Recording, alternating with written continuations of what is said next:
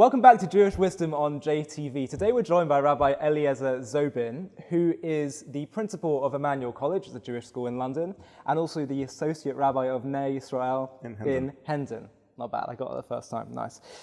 So, Rabbi, I just want to jump straight into a bunch of questions that we've been given, and I have as well, that I want to talk to you about. So let's just jump into the first one, which is, Judaism appears to have a very strict, one could even say conservative, sexual ethic.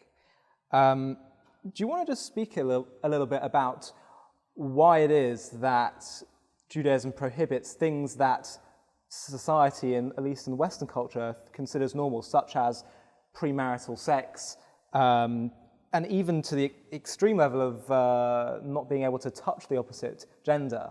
That, for many people would consider very, very extreme.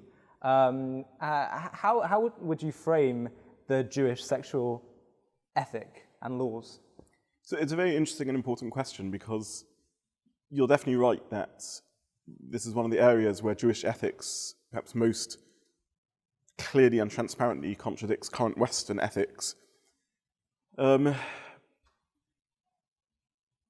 way of thinking about ethics, and this is a way that was developed in the 17 and 18 and 1900s, is to use the word instrumentalization.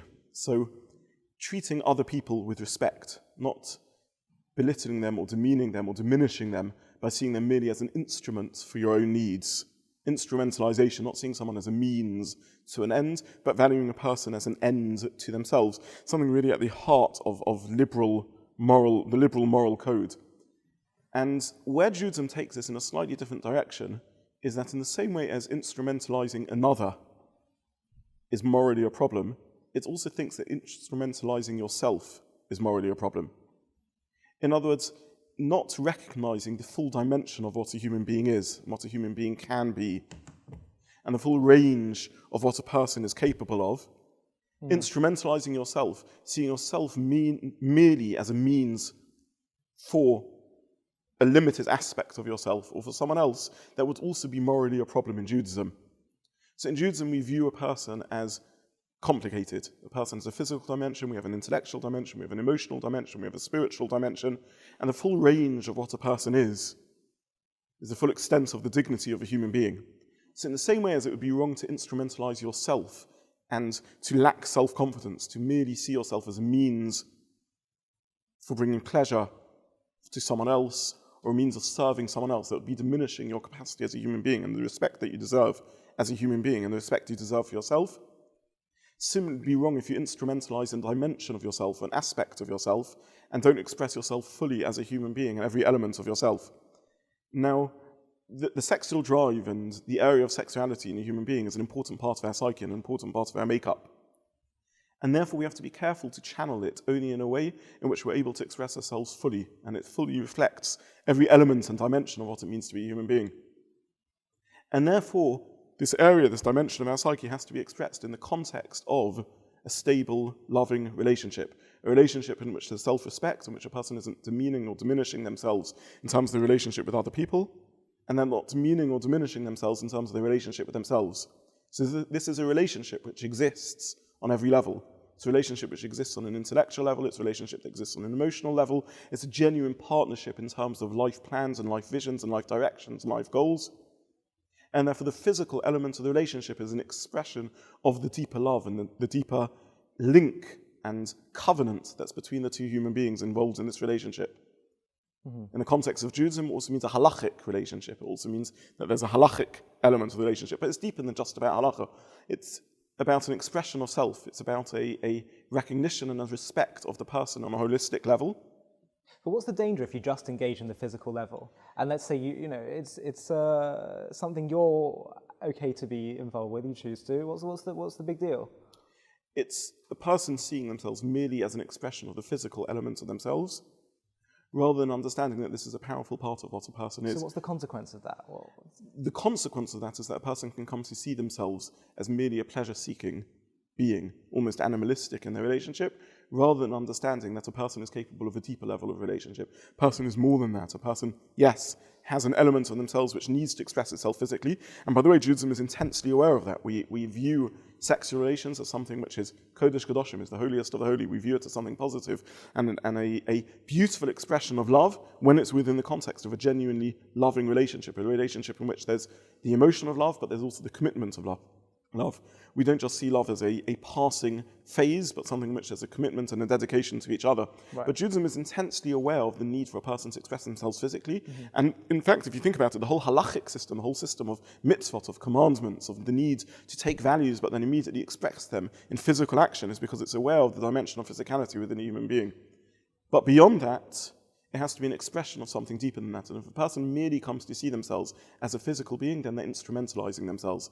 They're seeing themselves as merely a means for something else, rather than the fullest and deepest expression of what the person is. Okay, I think I can understand that concept that you need to have, if you want to engage with someone physically, there needs to be an emotional or spiritual engagement, otherwise you're demeaning yourself and instrumentalizing yourself.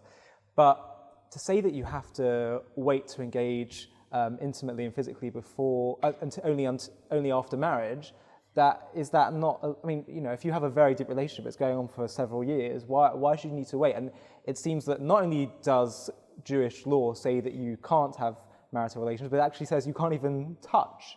So how do you explain that? Because surely you would accept that you can build deep relationship without yet being at the stage of marriage. In Jewish thinking, a deep relationship doesn't just mean the depth of emotional connection with each other, but it also means a commitment. And the truth is, we know that emotions can come and go, and they can come and go because of trivial reasons. One can be overtired, one can be going through a stressful phase in life, and one simply won't experience at that particular point emotion. In Jewish thinking, a true relationship has to have the covenantal element to it. It has to have a level of commitment. And we refer to that commitment as marriage. In the context of Judaism, that refers to a halachic marriage. But this is broader than just Judaism. This is a value and a moral and a spiritual truth that we believe is relevant to wider society in general, to the broader society also. There has to be a commitment, and that commitment is what we call marriage. The commitment is to engage in the work and the effort. The commitment is to give and to care and to protect each other, even in the time in which one emotion isn't necessarily engaged, for whatever reason. The commitment is to invest through the relationship, in building a connection that reflects one's broader values as people. It's about setting up a home together. Right, so you're saying that it's not enough to say I'm committed as your boyfriend or as your girlfriend. You're saying that doesn't... There has to be a commitment to keeping the relationship going and investing it even when times get hard. And that can only be done through marriage? And that can only be done through a formal commitment. In the context of Judaism, that means the formal commitment of marriage. But that can only be done in the case of a formal commitment. It means expressing this through a home together, in which there's a holistic relationship, a relationship which isn't just about the intimate and physical aspect of the relationship, but is about building a home in which one can reflect the values that you share. In the context of Judaism, Jewish values, a home in which one engages in giving to the community, a home in which one has a home which one opens to welcoming guests, a home in which one expresses one's physical and ethical and moral values. Therefore, the commitment that one needs is a commitment to share a life together. It's a commitment for the physical element of the relationship to be an expression of a deeper commitment to share a life and to go through life hand in hand as best friends, as partners who have this commitment to succeed in this relationship no matter what challenges are thrown at it.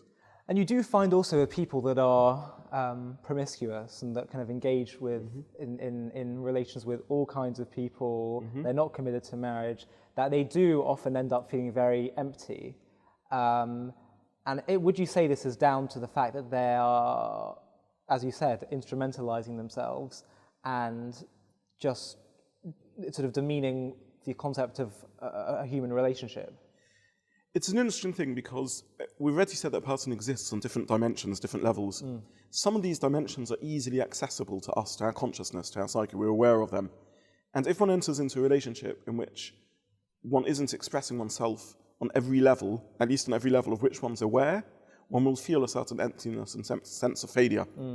So certainly if one's in a relationship in which there's merely the physical connection and one isn't in this relationship finding expression to the parts of the psyche of which one's aware, the emotional element of the relationship, the psychological element of the relationship, the love and care and commitment and friendship towards each other, then one will leave that relationship feeling empty and feeling sullied and feeling diminished and feeling demeaned through so doing. Judaism would also add that there's elements of the human being of which perhaps we're not always psychologically aware, or perhaps we need to become psychologically attuned, and we refer to that by names, by words. We talk about the neshama, the soul, we talk about spirituality, and the truth of the matter is, if one doesn't have a halachic relationship, those elements of the relationship won't be expressed either, but one may not feel that sense of emptiness. So if one's in a loving, committed, long-term relationship without a halachic marriage, one may not be aware of the dimension of the relationship that's lacking, but there's parts of the human being which we believe aren't automatically or easily accessible to the conscious, and that's one has to become attuned to. Right. So just last question on this topic. Shoma Nagia, not being able to touch the opposite gender, a bit much? I understand it's a difficult area, and it's certainly very counter to the culture. Again, it comes from the respect that Judaism pays towards two important parts of life. It's very, very conscious of the power of sexuality and the idea that touch between people is a powerful tool to relationship and a physical expression of that relationship, and itself engenders a tension and a sexual tension sometimes between people. Mm-hmm. And it's also, again, the respect that Judaism pays towards the importance of respecting someone and not instrumentalizing them, seeing them for the person they are, and understanding the nature of the relationship that exists between the two people. And therefore, touch in the context of the expression of warmth in relationship is inappropriate. Sometimes people feel disrespected. They're like, "What? You won't shake my hand, or you won't give me a hug?" That's absolutely true, and this is a reminder and a wake-up call to us as Orthodox Jews. So perhaps we need to explain better our message and our values, and on an individual and personal level, ensure that when we're dealing with people that they're able to understand, we're able to communicate and express properly and correctly and appropriately that this is actually coming from a set of values that we have, which are meant to empower a human being rather than diminish them. But yes, I do accept that this is sometimes something difficult. And I would point out on a halachic level, touch, which isn't an expression of a relationship, is allowed. Every person needs to consult their competent halachic authority about a handshake, for example, and whether this is a formal expression of touch and contact. But yes, it's certainly a challenge, certainly a difficult thing.